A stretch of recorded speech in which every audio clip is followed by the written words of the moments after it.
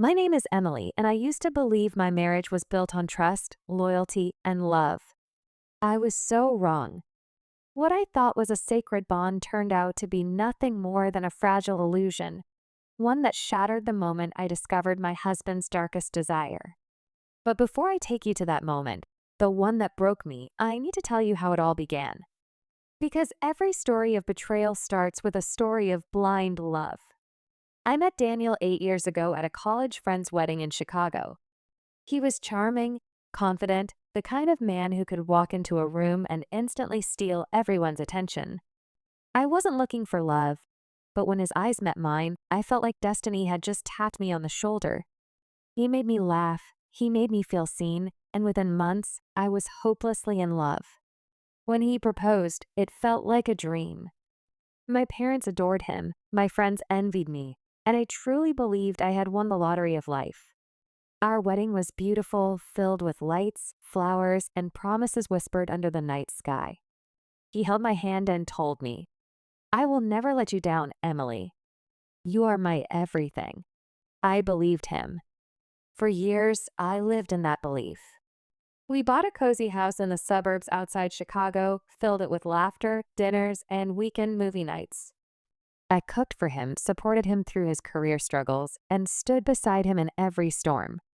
He was my partner, my safe place. Or so I thought. But slowly, little cracks began to appear. It started with small things. He became distant, often buried in his phone late at night, smiling at messages he never shared with me.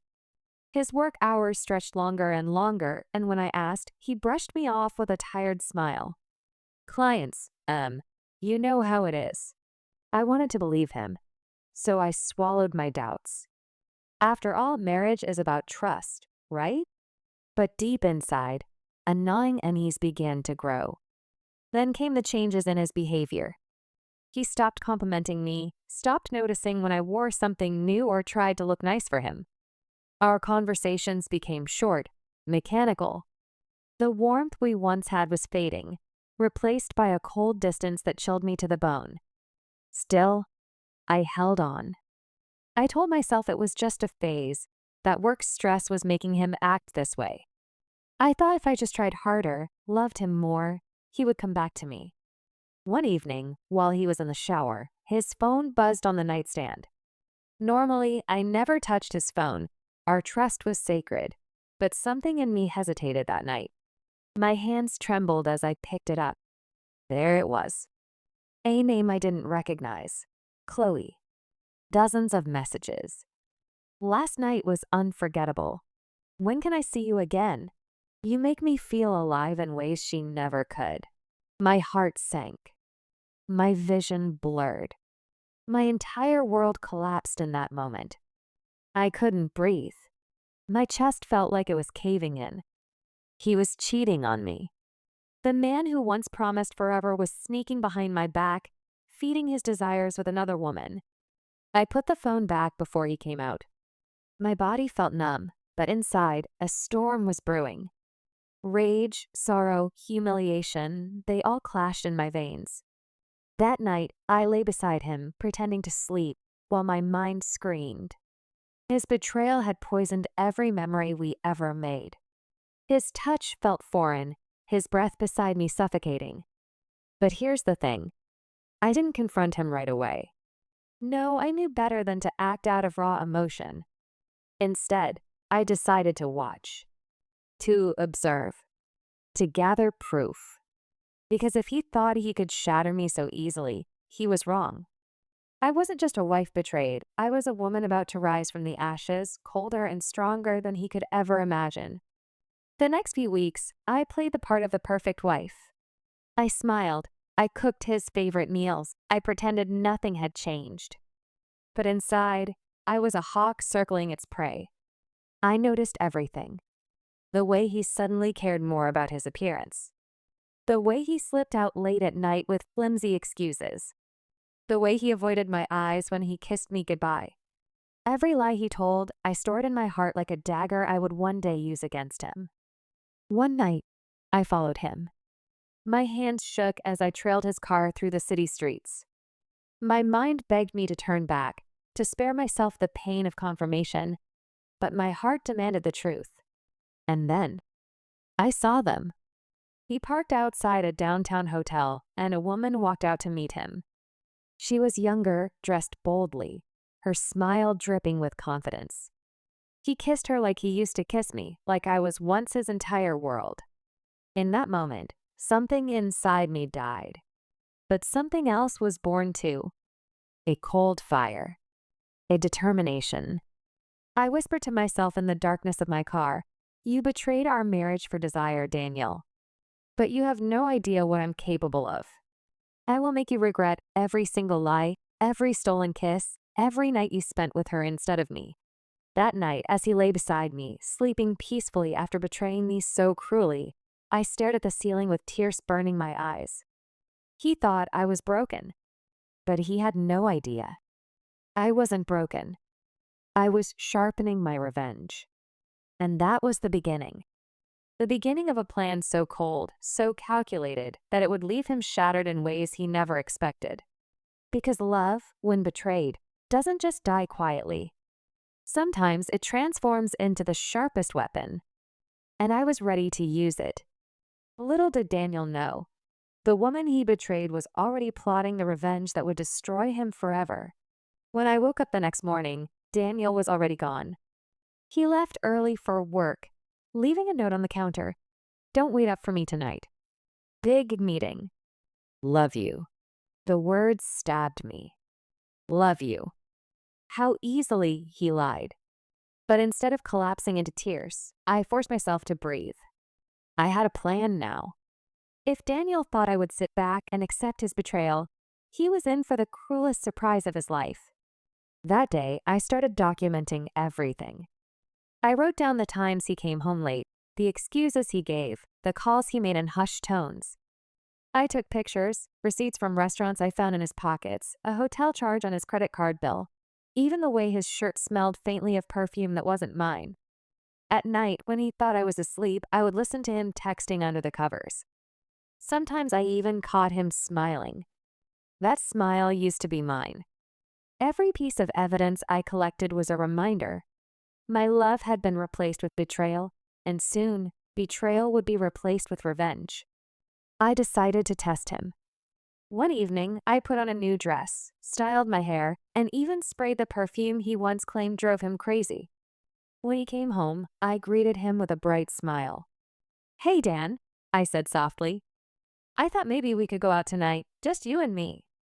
Dinner, maybe a movie?" For a split second, I saw hesitation in his eyes. His jaw tightened before he forced a smile. I wish I could. Big client dinner. You know how it is." I tilted my head, pretending to be disappointed but understanding. "Of course. I get it. Work comes first." He kissed my cheek and hurried upstairs to shower. But I wasn't fooled. I knew where he was going. That night, I followed him again.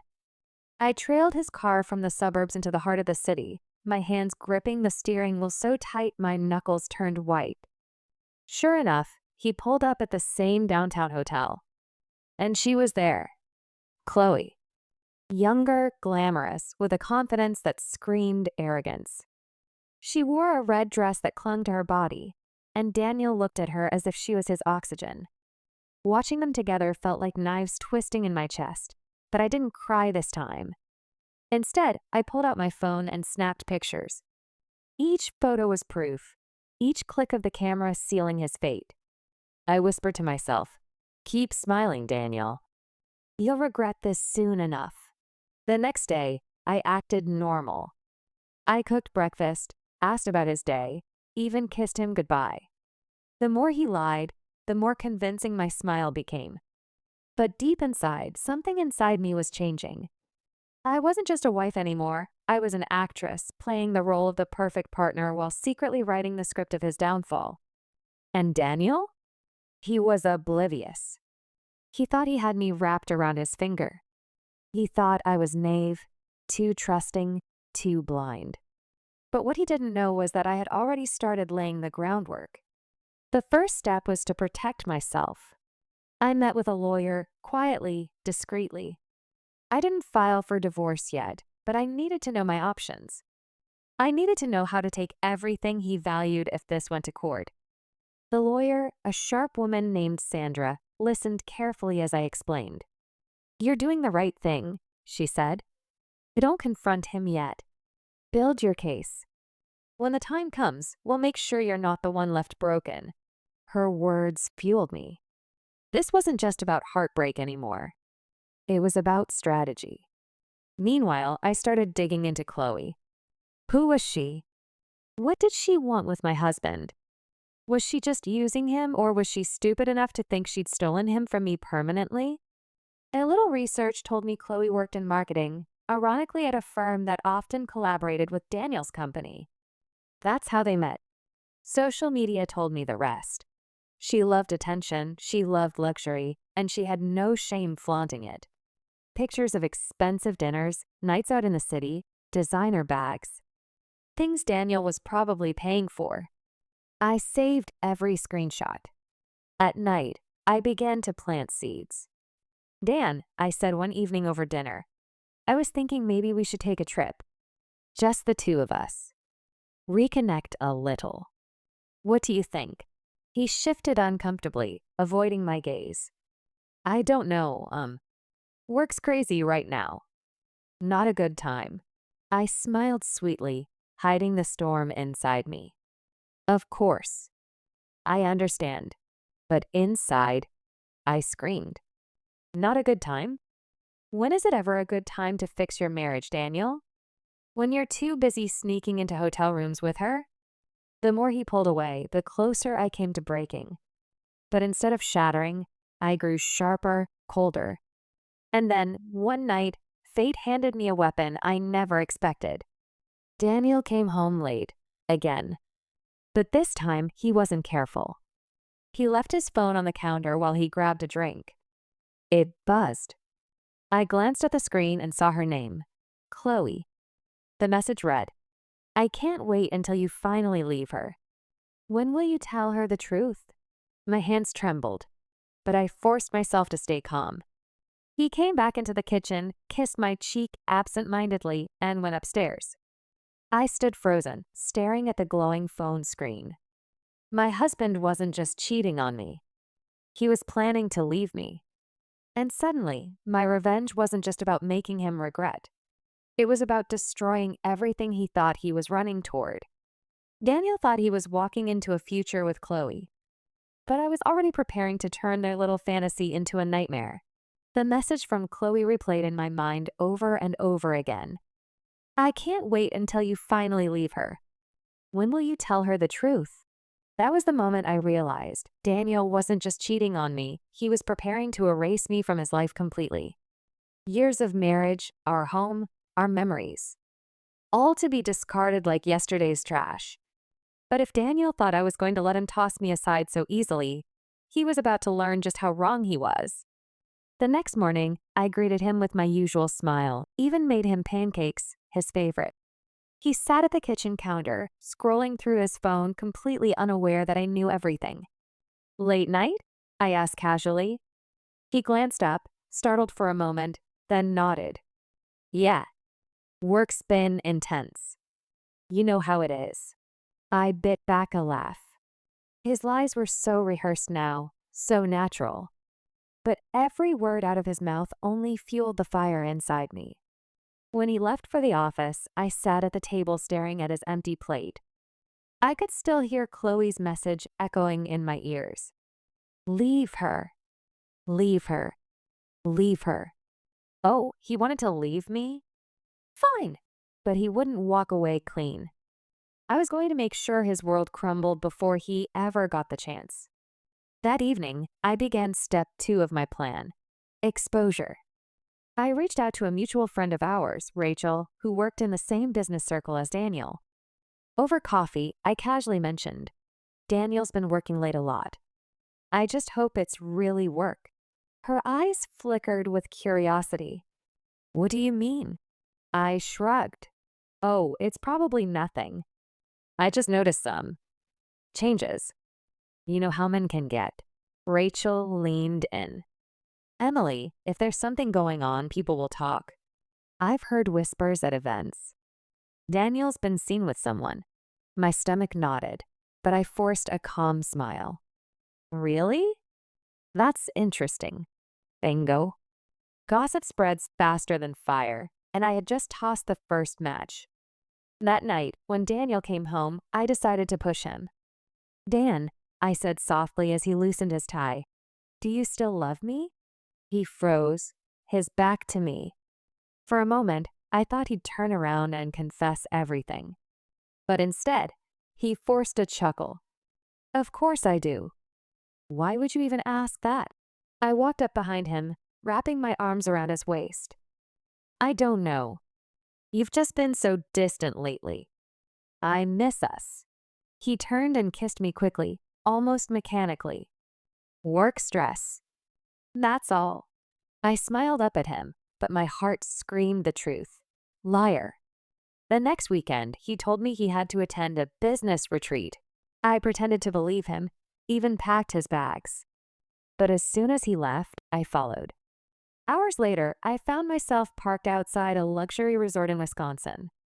I watched from the shadows as Daniel got out of his car, Chloe clinging to his arm, laughing like she belonged there. They checked in as if they were a married couple. That was the moment my heartbreak turned into pure ice. Seeing them together wasn't just betrayal, it was humiliation. I snapped photos. Dozens of them. Daniel holding her hand, Daniel kissing her forehead, Daniel looking at her the way he hadn't looked at me in years. Each picture was another nail in the coffin I was building for him. I drove back home that night with tears streaming down my face, but by the time I pulled into our driveway, those tears had dried. I knew what I had to do. I would gather every piece of proof, messages, photos, receipts, and when the time was right, I would strike. He thought he was planning his future with Chloe. But in reality, I was planning the end of both of them. The following week, fate handed me an opportunity. Daniel came home late, as usual. But this time he smelled of expensive cologne, one I knew he never wore for me. He tossed his jacket onto the couch and collapsed with a sigh. Rough day? I asked sweetly, handing him a glass of wine. You have no idea, he muttered, rubbing his temples. I sat beside him, sipping my drink. You know, Dan, I was at the grocery store earlier and ran into Rachel. Funny thing, she asked me how you and I were doing. She said she's been hearing things. He stiffened. His eyes darted toward me, just for a second, before he masked it with a laugh. Rachel loves drama. You know that. Don't listen to her. But his reaction told me everything I needed to know. He was afraid. And fear meant I was finally getting under his skin. Later that night, when he went to shower, I checked his phone again. More messages from Chloe. I had the best weekend with you. I can't wait until you finally tell her. Promise me you'll end it soon. My blood boiled. Not only was he betraying me, but he was making promises to her. Promises he once made to me. That was it. I couldn't stay silent any longer. The next morning, over breakfast, I set down my coffee and looked straight at him. Daniel, I said calmly, is there something you want to tell me? He blinked, pretending confusion. What do you mean? You've been working late. Taking trips. Whispering on the phone. You smell like perfume that isn't mine. I leaned forward, my eyes locking onto his. So I'll ask again. Is there something you want to tell me? He froze.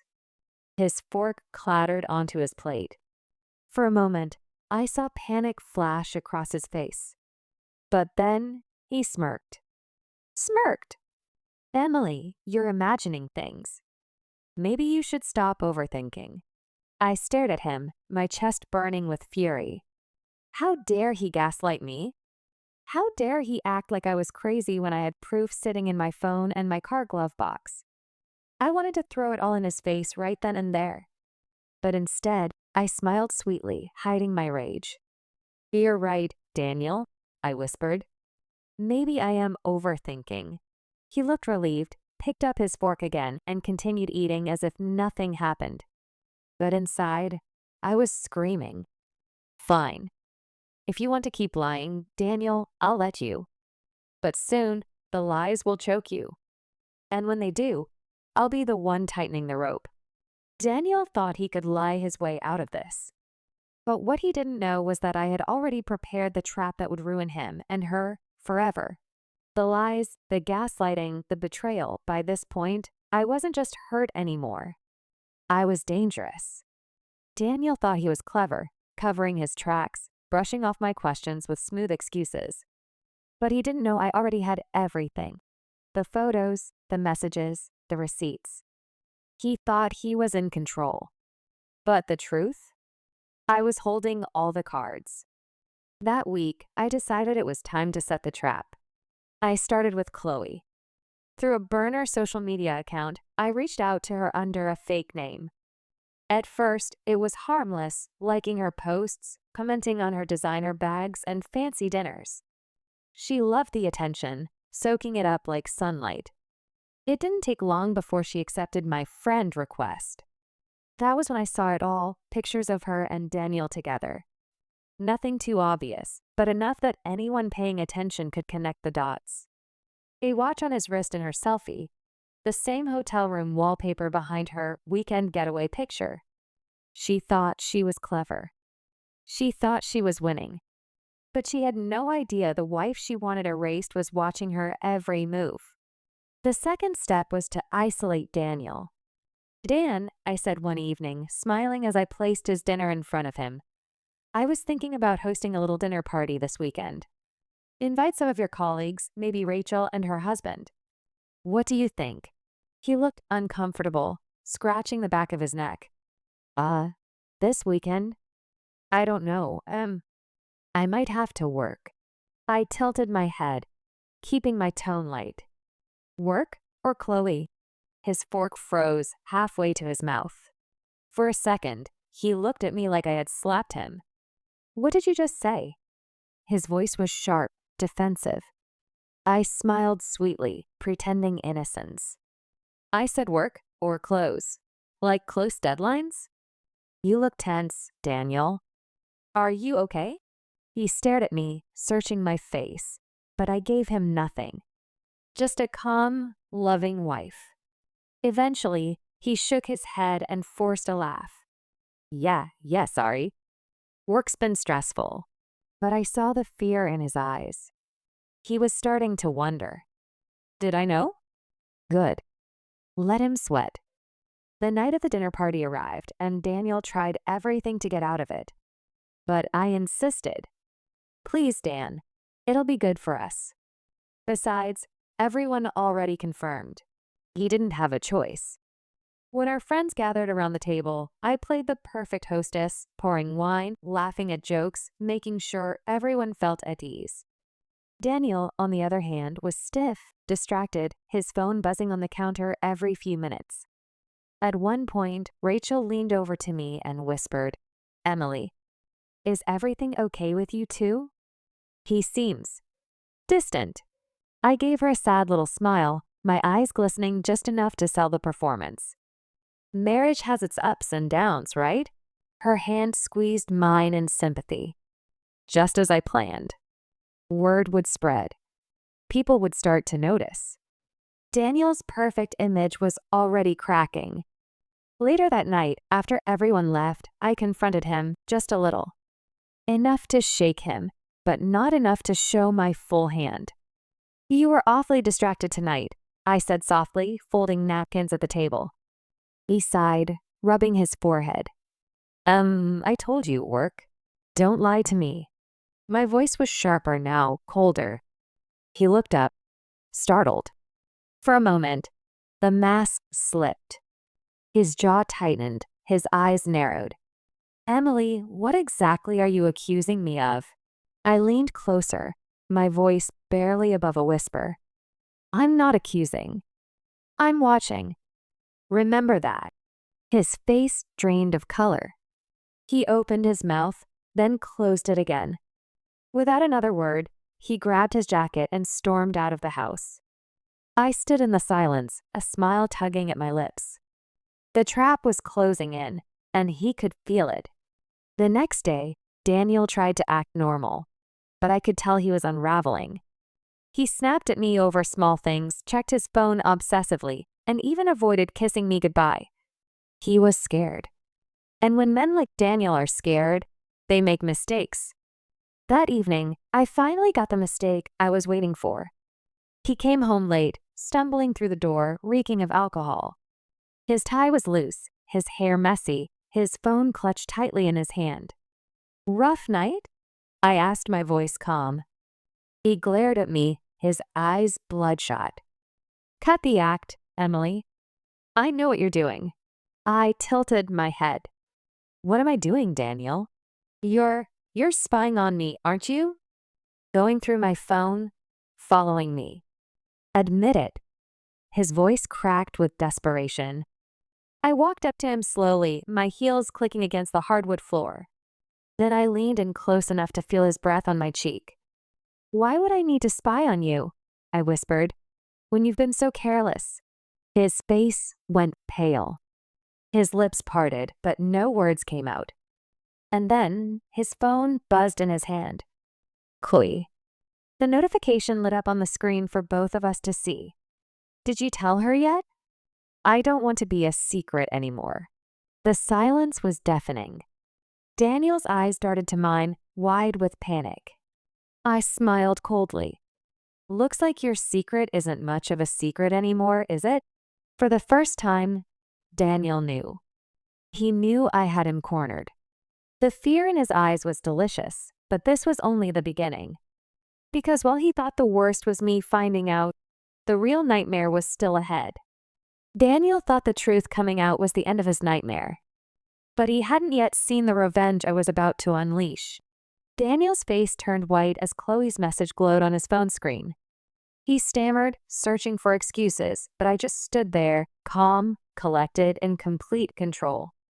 "Emily, it's not what it looks like." "Stop." My voice was sharp enough to slice through the silence. "Don't insult me with more lies. I know everything. Every late-night meeting, every hotel room, every message. I know her name. Chloe." His mouth fell open. He looked like a man who'd just been stripped naked in the middle of a crowded street. Vulnerable. Exposed. "Emily, please. It was a mistake." "It didn't mean anything." I laughed bitterly. "Didn't mean anything?" "You planned a future with her. I've seen the messages. When will you leave her?" "You were ready to throw away our marriage like it was nothing." Tears filled his eyes, but I didn't feel pity. "Not anymore. You betrayed our marriage for desire, Daniel. And now you're going to pay for it." The next morning, while he left for work, I executed the final stage of my plan. I gathered everything: the photos of him and Chloe at the hotel, the messages, the receipts, the screenshots. A mountain of evidence too solid for him to deny. Then I made copies. One folder for my lawyer, one for myself, and one for his boss. Because Daniel wasn't just risking our marriage. He was risking his career, his reputation. And if he thought he could have it all, his mistress, his job, his perfect public image, he was about to learn how quickly it could all come crashing down. That afternoon, I called Chloe. She answered cheerfully, her voice smug. "Hello?" I smiled into the phone. "Hi, Chloe. This is Emily, Daniel's wife." There was a long pause, then a nervous laugh. I think you have the wrong number." "Don't bother," I cut in coldly. "I know everything. And I wanted to thank you. Because you've helped me see exactly what kind of man I married." Her tone turned defensive. "Look, Emily, he doesn't love you anymore. You should just let him go. He's happier with me." I laughed softly, but there was no humor in it. "You think he's yours now?" "Sweetheart, you don't understand. Daniel isn't walking away with you. He's walking away with nothing." I hung up before she could reply.